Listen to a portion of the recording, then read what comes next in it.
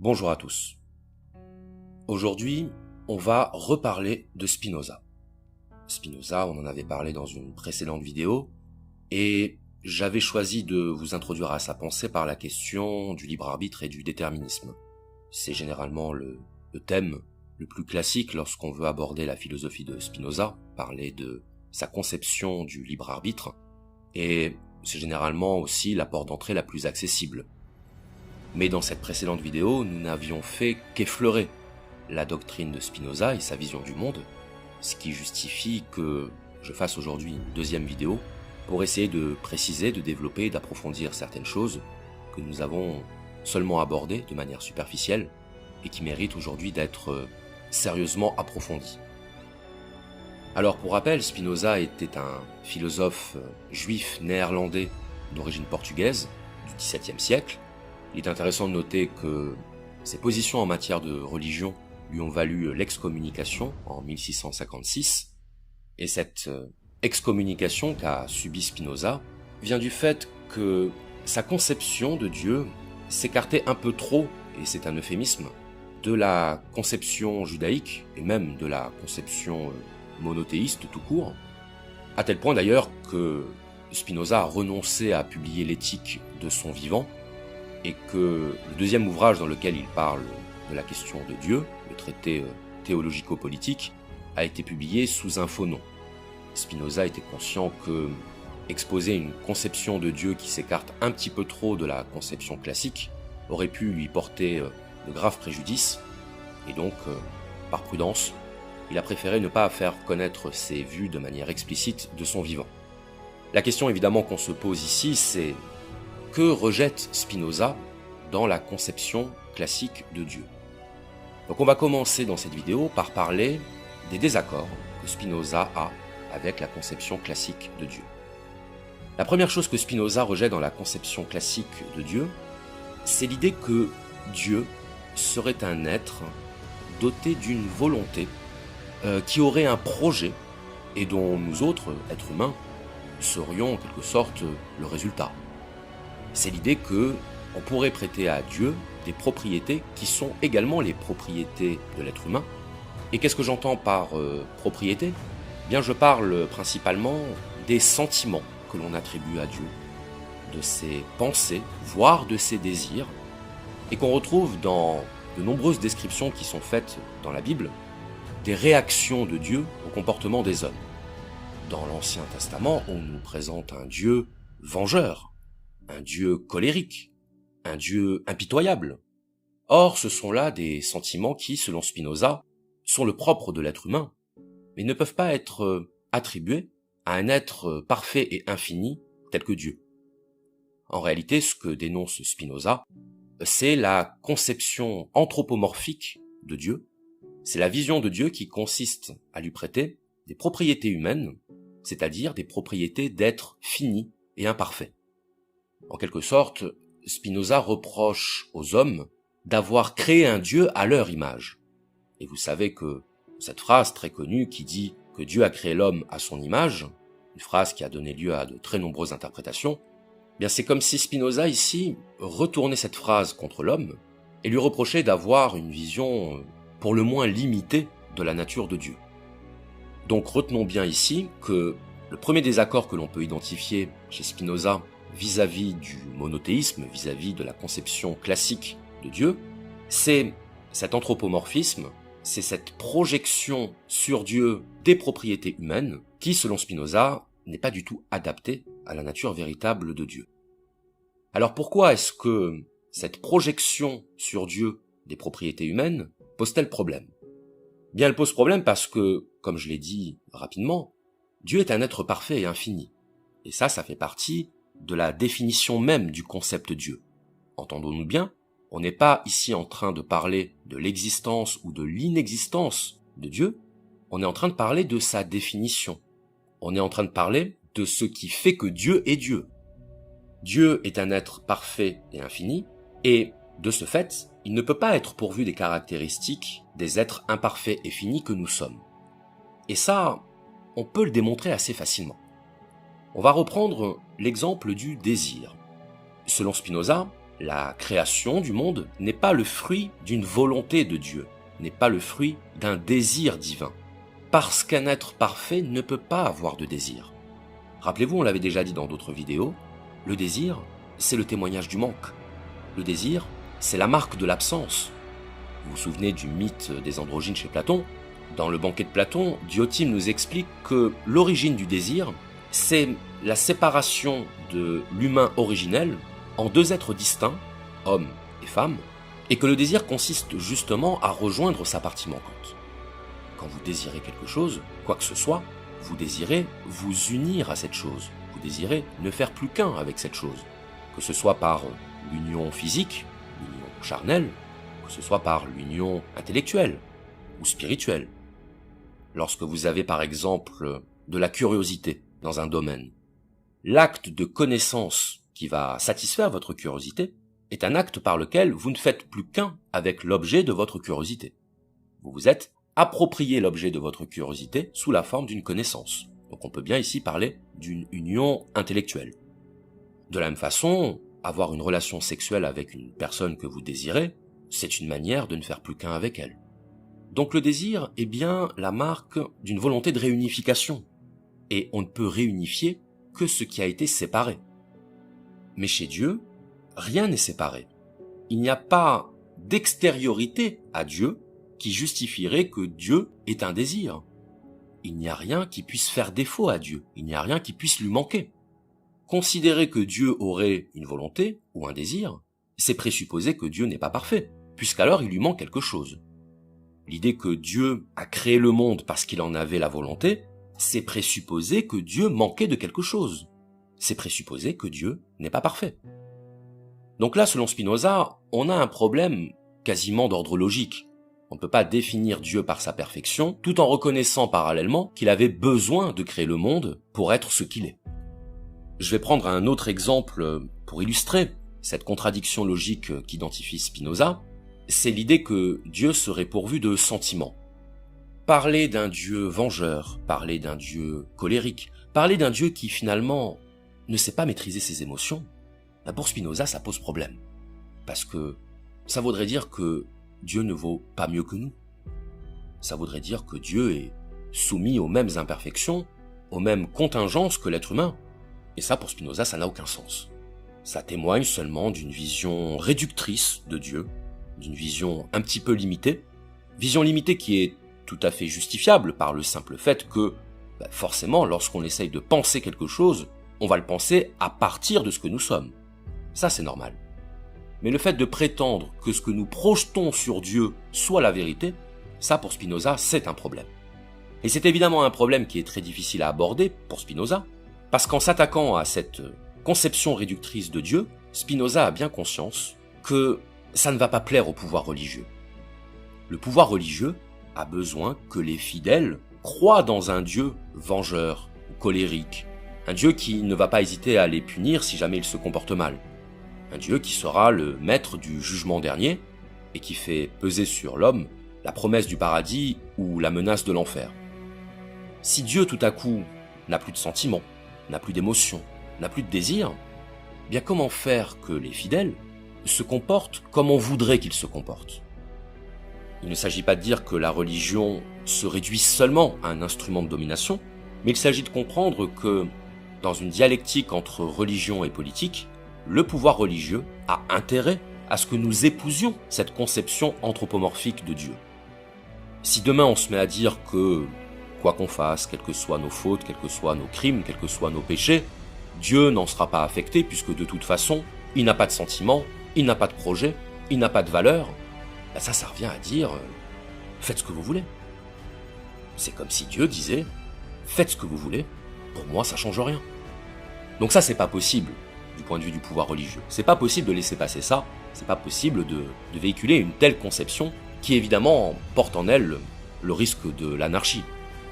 Donc pour Spinoza, Dieu n'a ni affect, ni désir, ni projet, ni volonté. Il est. On pourrait dire, il se contente d'être. Il se contente d'être, autrement dit, il n'attend rien de nous. Dieu n'attend rien de nous. Il n'attend rien de nous parce que attendre, c'est vouloir. Et qu'est-ce qu'on veut? On veut ce qu'on n'a pas. On veut ce qui nous manque. On veut ce de quoi nous dépendons. Or pour Spinoza, Dieu ne dépend de rien. Il n'attend rien des hommes, et toute proposition qui consisterait à dire que les hommes devraient se comporter de telle ou telle façon, selon Spinoza, ça n'a d'autre fonction que de maintenir la domination sur les esprits. Pour reprendre l'image freudienne, Dieu n'est pas notre Père. Nous n'avons pas besoin de le craindre, nous n'avons pas besoin de lui vouer un culte. Et finalement, la conception classique de Dieu, selon Spinoza, traduit davantage ce qu'est la nature humaine que la nature de Dieu. Nous projetons sur Dieu ce que nous voulons pour nous-mêmes. Qu'est-ce que nous voulons? Nous voulons que les autres nous respectent, que les autres se soumettent à notre volonté. Nous voulons de la reconnaissance, nous voulons du dévouement. Et toutes ces attentes et tous ces désirs et toutes ces volontés que nous investissons dans Dieu, en réalité, nous les investissons dans les autres êtres humains. Je vais passer directement au deuxième désaccord que Spinoza formule vis-à-vis de la conception classique de Dieu. Dans la conception classique, Dieu est considéré comme un être extérieur au monde, comme un être séparé de la nature. Et j'emploierai ici le mot nature comme un synonyme de réalité matérielle. Dieu n'est pas séparé du monde, autrement dit, Dieu n'est pas un être transcendant au monde, il n'est pas un être au-dessus du monde, et ça va même plus loin puisque pour Spinoza, Dieu n'est pas, à proprement parler, le créateur du monde. Être le créateur du monde, ça présupposerait que Dieu est extérieur au monde et qu'il est aussi antérieur au monde. Autrement dit, que Dieu précéderait la création. Ça paraît assez logique, et effectivement, dans la plupart des textes religieux, c'est ce qu'on nous dit. On nous dit que l'Éternel a créé le monde, et pour qu'il le crée, il fallait bien que Dieu soit avant le monde. Dieu n'a pas pu créer quelque chose avant lui-même, pour ainsi dire. C'est-à-dire que, dans la conception religieuse traditionnelle, le monde a un début temporel qui correspond à l'acte volontaire de Dieu, l'acte volontaire de création du monde. Donc là, encore une fois, on a un schéma anthropomorphique, c'est-à-dire l'idée qu'il y a d'abord une volonté, un projet, et ensuite une création qui découle de cette volonté. Ce qu'on appellerait, en termes philosophiques, une actualisation de la volonté. Actualiser, ça signifie rendre réel, rendre effectif. Vous avez un projet qui peut être, par exemple, de passer une semaine de vacances en Espagne. D'abord, vous avez l'idée, vous avez l'intention, le projet, et ensuite, vous prenez vos billets, vous prenez votre avion, et vous allez passer les vacances conformément à votre projet. Donc il y a bien ici l'idée d'une succession dans le temps, c'est-à-dire d'une antériorité du projet par rapport à la mise en œuvre du projet. Eh bien, ça encore, pour Spinoza, ça ne tient pas debout. Ça ne tient pas debout parce que ça ne prend pas en compte le fait que Dieu et le monde, Dieu et la nature, c'est la même chose. Qu'est-ce que ça veut dire? Dieu et le monde, c'est la même chose.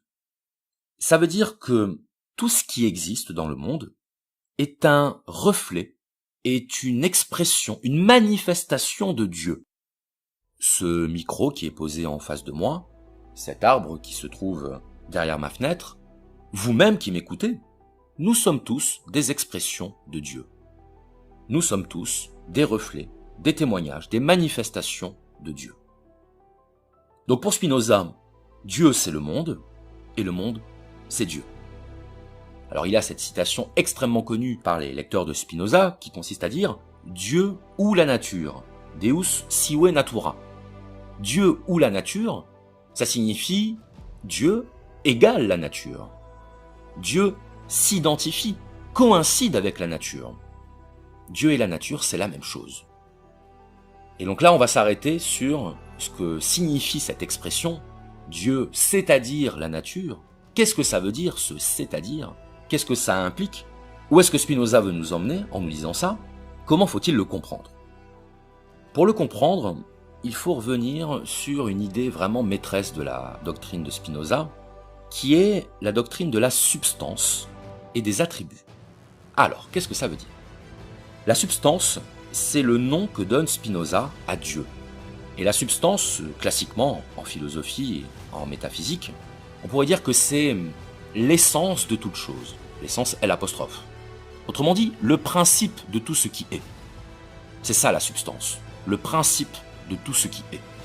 Étymologiquement, substance, substantia, c'est ce qui se tient en dessous. Donc on n'est pas du tout dans une définition matérialiste de la substance, hein. C'est pas du tout la substance chimique par exemple, c'est pas ça. C'est ce qui se tient derrière la réalité matérielle de toute chose. Et donc maintenant qu'on a vu ce qu'était la substance, on va voir ce que sont les attributs. Un attribut, c'est une propriété de la substance. Si vous préférez, un attribut, c'est une manière particulière de considérer la substance. Un attribut, c'est un point de vue sur la substance. Donc pour l'expliquer, je vais recourir à une analogie qui, comme toute analogie forcément, sera imparfaite, mais c'est simplement pour vous donner une image. Prenons une fleur. On va imaginer une rose rouge, donc avec sa tige, avec ses épines. Maintenant, imaginez que cette rose, on la présente à votre regard et on vous demande de la décrire. Qu'est-ce que vous allez dire ? Vous allez dire par exemple, c'est une rose rouge. Vous allez la caractériser par son aspect visuel, en l'occurrence par sa couleur. Bon, et ça on est bien d'accord que c'est une caractéristique parmi d'autres de la rose. Sa couleur ne suffit pas à la définir, on est bien d'accord. Maintenant, imaginons qu'on prenne une deuxième personne, qu'on lui demande de fermer les yeux, et qu'on lui fasse toucher la rose. Alors, de préférence, on lui fera toucher la tige avec les épines, sinon c'est pas drôle, mais on lui fera aussi toucher les pétales, bien sûr, et on demandera à la personne de reconnaître ce qu'on lui fait toucher. Donc, si la personne a déjà eu une rose en main, elle saura la reconnaître par rapport à ses caractéristiques tactiles, par rapport à sa texture, donc grâce au sens du toucher. Les caractéristiques que cette personne va identifier, c'est-à-dire l'aspect piquant de la tige, l'aspect lisse et doux des pétales, ça aussi ça fait partie des caractéristiques de la rose. On ne peut pas ôter ses propriétés de ce qu'est la rose. Si vous préférez, une rose n'est pas simplement un objet visuel, c'est aussi un objet tactile, c'est quelque chose que l'on peut toucher. Donc on se retrouve ici avec deux manières différentes de caractériser la même chose, c'est-à-dire la rose. Et bien entendu, on peut également faire ça pour l'odorat. On va faire sentir le parfum de la rose, et ce parfum sera également l'une des propriétés de la rose. Très bien. Qu'est-ce qu'on va conclure de tout ça ? Bien, on va conclure que si on prend un objet quelconque, il y a plusieurs manières de caractériser cet objet. Il y a plusieurs manières de se rapporter à lui. En l'occurrence, ça va dépendre du sens que l'on choisit, du canal sensoriel que l'on choisit. Si on choisit le canal visuel, on va caractériser la rose par sa couleur, éventuellement par sa forme. Si on choisit le canal du toucher, on va caractériser la rose par sa texture, la texture de sa tige, de ses pétales. Et si on choisit le canal de l'odorat, on va caractériser la rose par son parfum.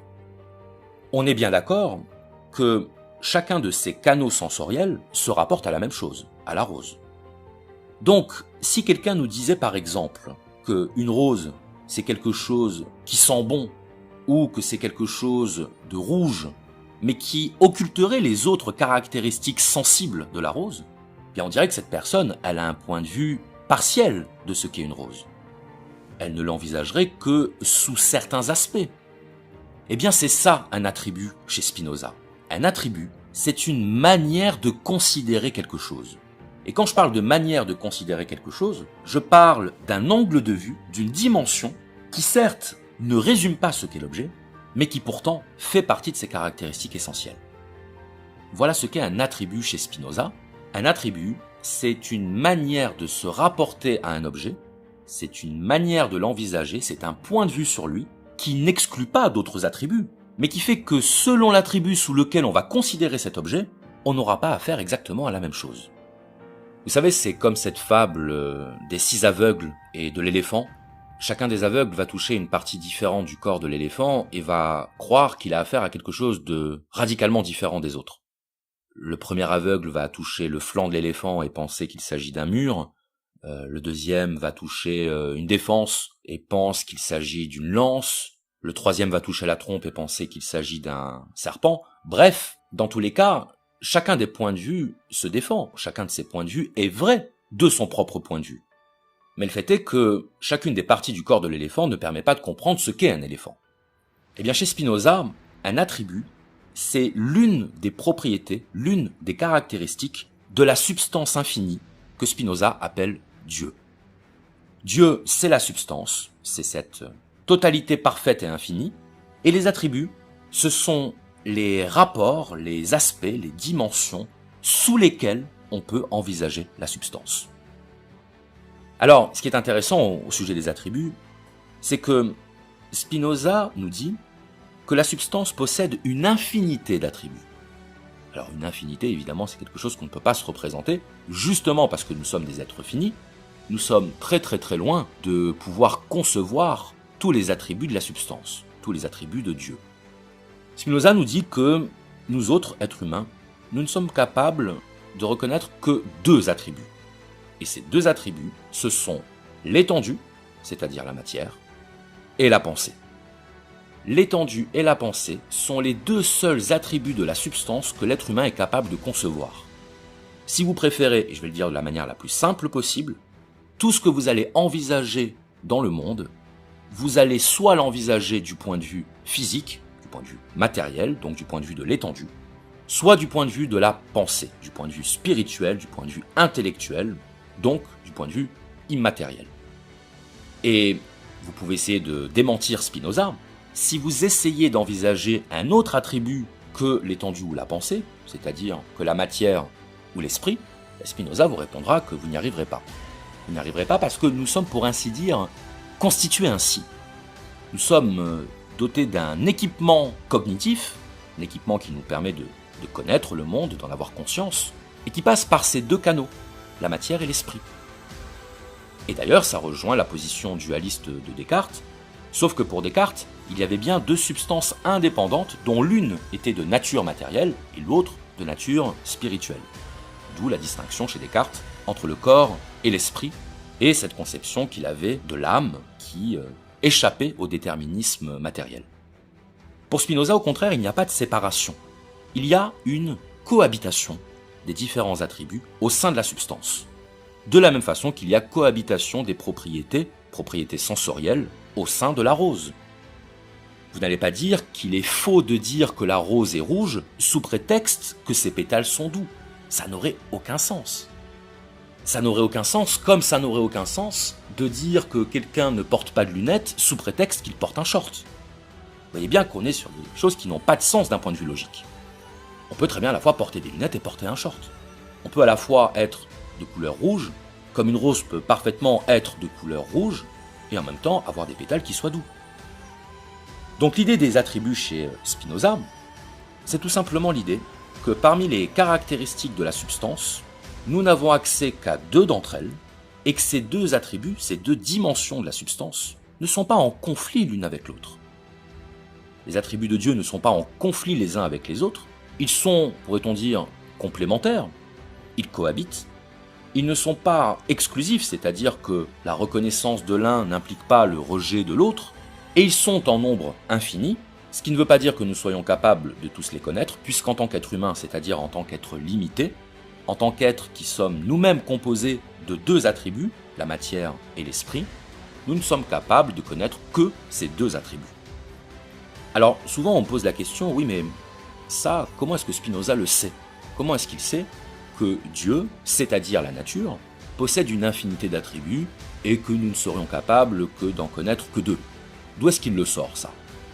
Mais il le sort d'abord de la définition qu'il donne de Dieu comme d'un être parfait et infini. Donc il est logique qu'un être infini soit doté d'une infinité d'attributs, jusque-là il n'y a pas de problème. Et pourquoi ne sommes-nous capables d'en connaître que deux? Eh bien parce que nous sommes ainsi structurés, nous sommes ainsi constitués. Nous sommes ce que Spinoza appelle des composés de matière et d'esprit. Et d'ailleurs, tout ce qui existe dans le monde est un composé de matière et d'esprit. Et ces composés de matière et d'esprit, c'est ce que Spinoza appelle les modes. Les modes de la substance, qui sont des composés d'attributs de la substance. Alors pour que ça vous paraisse un peu plus clair, parce que j'ai bien conscience que ce que je suis en train de vous raconter vous paraîtra soit très abstrait, soit très bizarre, je vous ai fait un petit schéma, parce que un petit dessin vaut parfois mieux qu'un long discours, voilà, et aussi parce que je suis un grand artiste. Et sur ce schéma, j'ai essayé de représenter ce dont je vous parle depuis tout à l'heure. C'est-à-dire que le cercle, Le grand cercle représente la substance. J'ai choisi le cercle bien que ce soit une représentation imparfaite, le cercle étant généralement la figure géométrique qui sert à représenter la totalité, mais vous aurez remarqué que j'ai fait une sorte d'auréole autour de ce cercle, et je vous expliquerai pourquoi tout à l'heure, ce qui fait que notre substance ressemble plus ou moins à un soleil. À l'intérieur de ce cercle, j'ai tracé quelques rayons, et il faut imaginer qu'il y ait une infinité de rayons, chaque rayon représentant un attribut. Alors, je n'en avais pas fait plus parce que si j'avais voulu faire une infinité de rayons, eh bien mon cercle serait devenu un disque, et on n'aurait plus vu la distinction, la différence entre chaque rayon, c'est-à-dire entre chaque attribut. Donc j'ai voulu laisser de l'espace entre les différents rayons. Et donc j'ai mentionné les deux rayons qui correspondent à nos deux attributs, l'attribut de la pensée et l'attribut de la matière. Et sur chacun de ces rayons, donc de ces attributs, j'ai fait des segments qui sont comme des passerelles, comme des ponts entre les attributs, pour indiquer cette interaction entre les attributs qui fait que tout ce qui existe dans le monde est un composé de plusieurs attributs. Et comme on sait que chez Spinoza, l'ordre et la connexion des choses sont les mêmes que l'ordre et la connexion des idées, eh bien j'ai fait des passerelles, j'ai fait des segments parallèles entre eux pour bien montrer qu'à un certain niveau sur l'attribut de la matière, sur l'attribut de l'étendue, va correspondre un niveau sur l'attribut de la pensée. Donc ces petits segments qui font rejoindre les deux attributs, c'est ce que Spinoza appelle les modes. Donc nous sommes tous des modes de Dieu, des modes de la substance, des composés de matière et d'esprit, qui sont eux-mêmes deux attributs parmi une infinité d'autres de la substance qu'est Dieu. Alors je reviens maintenant sur cette auréole que j'ai tracée autour de mon cercle, et par laquelle j'ai voulu signifier l'idée d'un dynamisme, l'idée d'une production. Parce que c'est très important de comprendre que la substance, chez Spinoza, c'est-à-dire Dieu, n'est pas quelque chose de fixe, n'est pas quelque chose de figé, d'immobile, comme on décrit généralement Dieu dans les anciens systèmes métaphysiques, par exemple chez Platon ou chez Aristote. Donc Spinoza ne parle pas explicitement de ce caractère dynamique de la substance divine. C'est moi qui en parle parce que ça va nous permettre de comprendre une distinction fondamentale que fait Spinoza à propos de Dieu. Donc on a dit que Dieu et la nature, c'était la même chose, considérée sous un rapport différent, autrement dit considérée sous un attribut différent.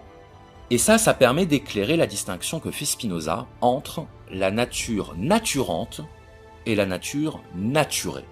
Alors c'est assez étrange à l'oreille d'entendre une forme verbalisée du mot nature. Ça semble indiquer un processus, ça semble indiquer un travail de production. La nature naturante, c'est la nature qui est, pour ainsi dire, en train de naturer. Et la nature naturée, c'est le résultat de ce travail de la nature. Donc qu'est-ce que ça veut dire ?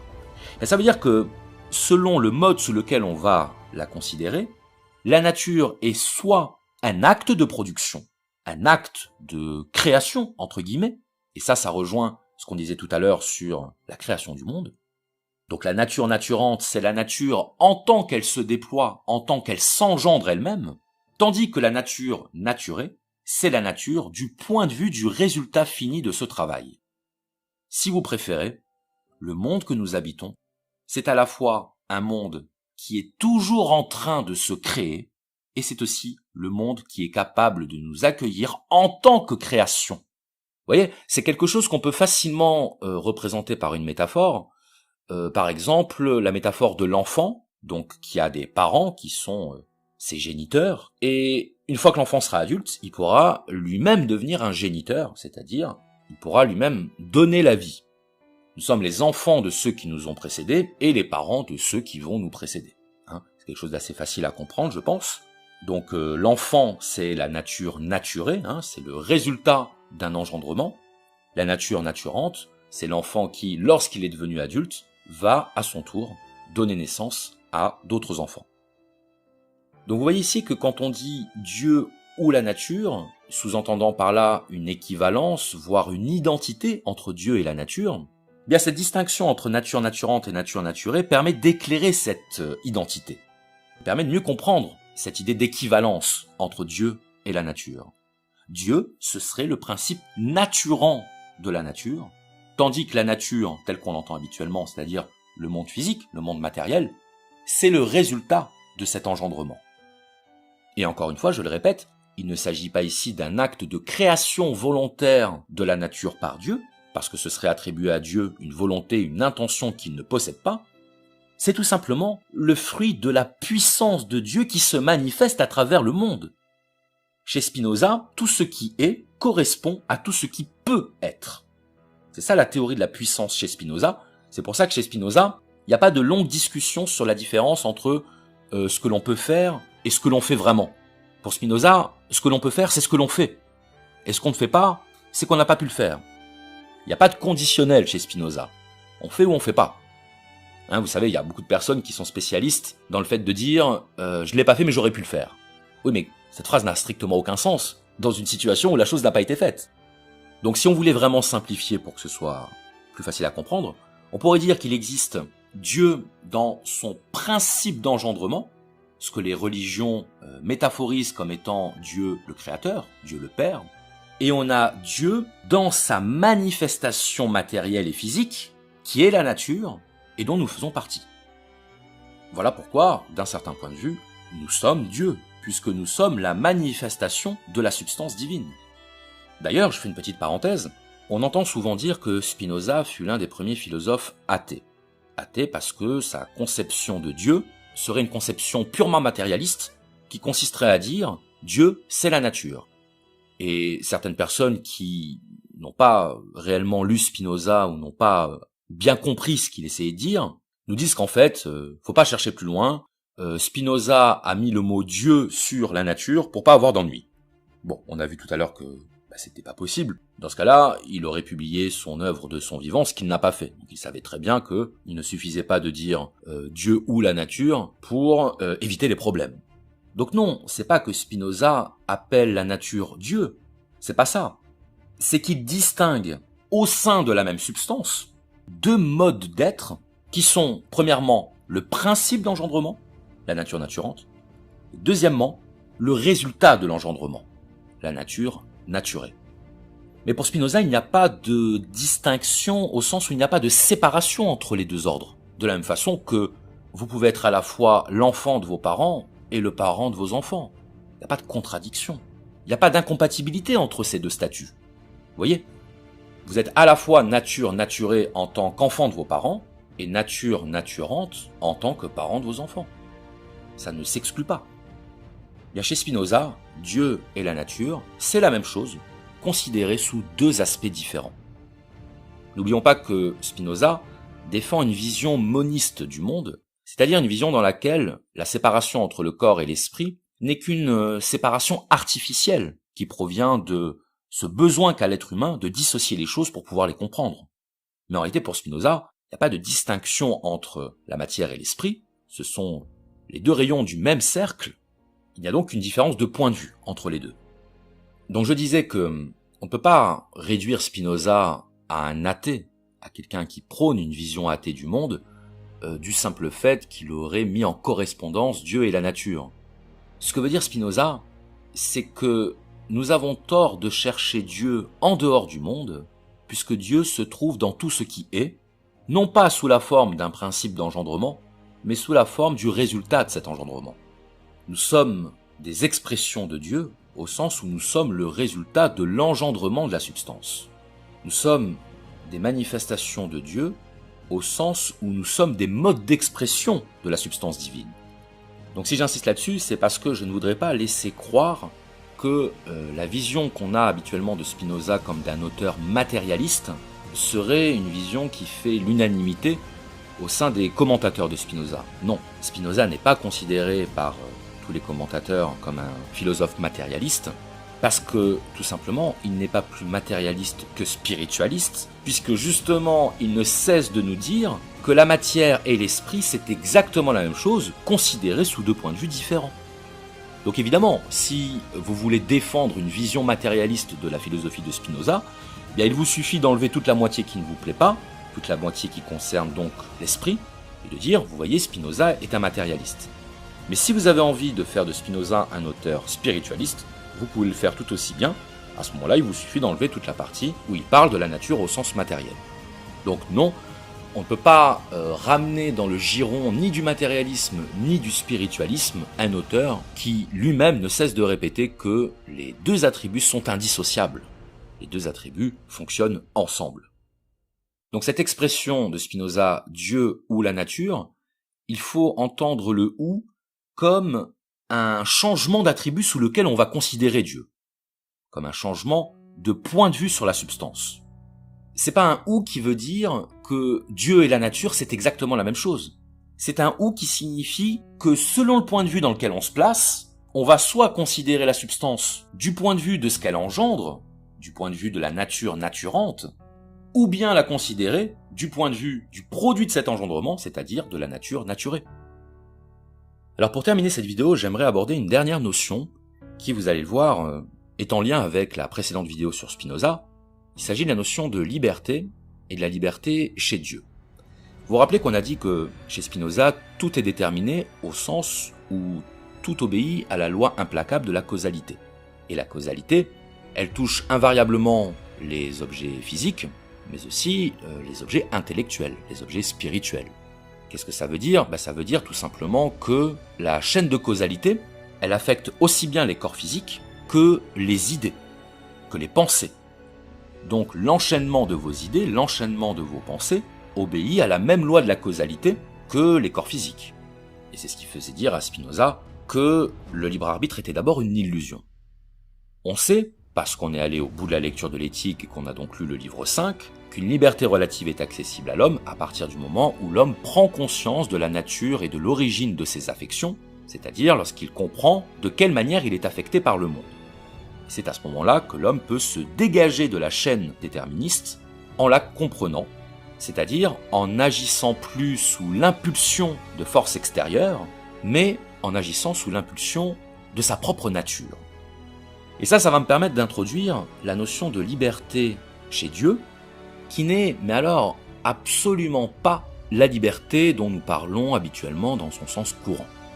La liberté de Dieu n'a strictement rien à voir avec ce que nous avons coutume d'appeler la liberté, à tel point que Spinoza utilise même une expression qui paraît contradictoire dans les termes, puisque Spinoza parle de libre nécessité.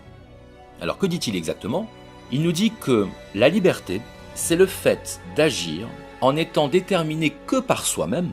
Autrement dit que la liberté n'est pas le fait de ne pas être déterminé, la liberté n'est pas l'indétermination, la liberté c'est le pouvoir de s'autodéterminer. Dans l'éthique, Spinoza nous explique à quel point nous sommes déterminés, et nous ne sommes pas déterminés la plupart du temps par nous-mêmes, nous sommes la plupart du temps déterminés par des facteurs externes, par notre environnement, par notre milieu, par notre éducation, tout ce que vous voulez. En revanche, pour Spinoza, il est possible de passer à l'autodétermination par la compréhension des causes qui nous déterminent. Et du coup, que veut dire être libre chez Spinoza ? Ça signifie suivre sa nature. Et ça, c'est très important de le comprendre parce que ça paraît une idée assez paradoxale. On n'est pas habitué à entendre que la liberté, ce serait le fait de suivre sa nature. Ça nous fait même tout de suite penser au comportement instinctif des animaux. Un lion qui va chasser pour survivre, d'une certaine manière, il va suivre l'impulsion de sa propre nature.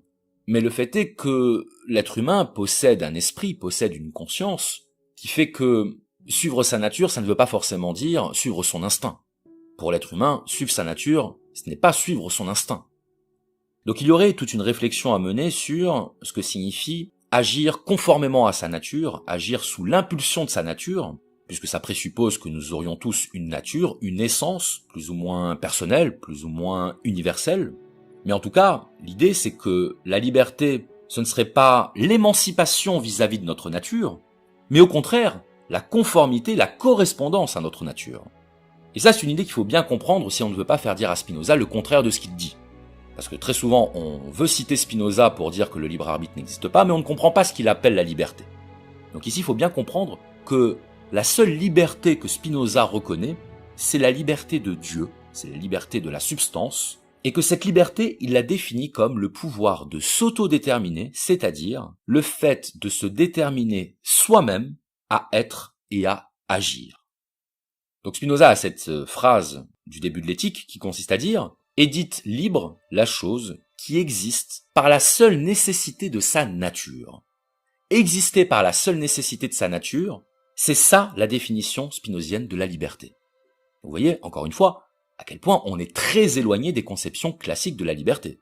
Chez Descartes, par exemple, la liberté, c'était le décret de l'âme, cette âme qui était censée, chez Descartes, ne pas être soumise au déterminisme, au mécanisme des corps physiques. Chez Spinoza, l'âme n'est pas moins soumise au déterminisme que les corps physiques, mais simplement, la liberté devient chez lui la libre nécessité.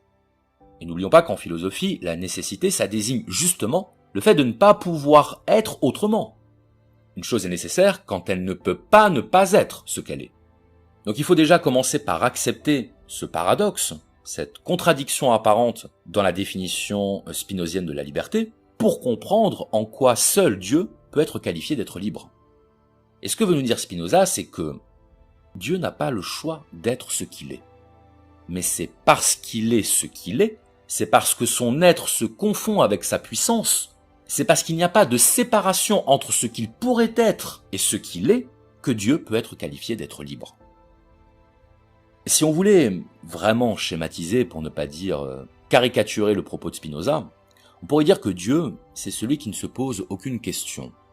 Non pas parce qu'il serait bête, non pas parce qu'il ne serait pas capable d'y répondre, mais tout simplement parce qu'il sait ce qu'il est. Et quand on sait ce qu'on est, comme quand on sait ce qu'on a à faire, on le fait. Et chaque seconde qu'on va passer à réfléchir pour savoir si c'est une bonne décision, pour savoir si on a raison, si on doit le faire, du point de vue de Spinoza, ce sont des secondes qu'on passe à ne pas être ce qu'on est.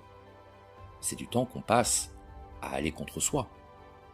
C'est du temps qu'on passe à ne pas suivre sa nature. Mais quand vous savez ce que vous avez à faire, vous vous confondez avec ce que vous faites. Vous vous confondez avec la réalisation de ce que vous savez devoir faire.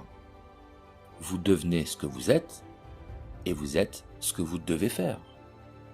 La liberté chez Spinoza, c'est la capacité à devenir soi et à agir conformément à sa propre nature. La liberté chez Spinoza, c'est la mise en œuvre de notre puissance, au sens de notre potentiel, étant entendu que connaître son potentiel, savoir ce que l'on est, c'est peut-être ça le plus difficile.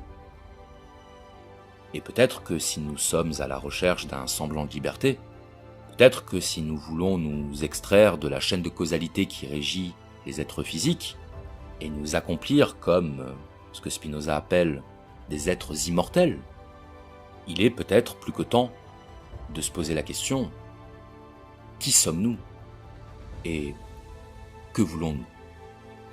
Donc, posons-nous la question et devenons ce que nous sommes. Je vous remercie.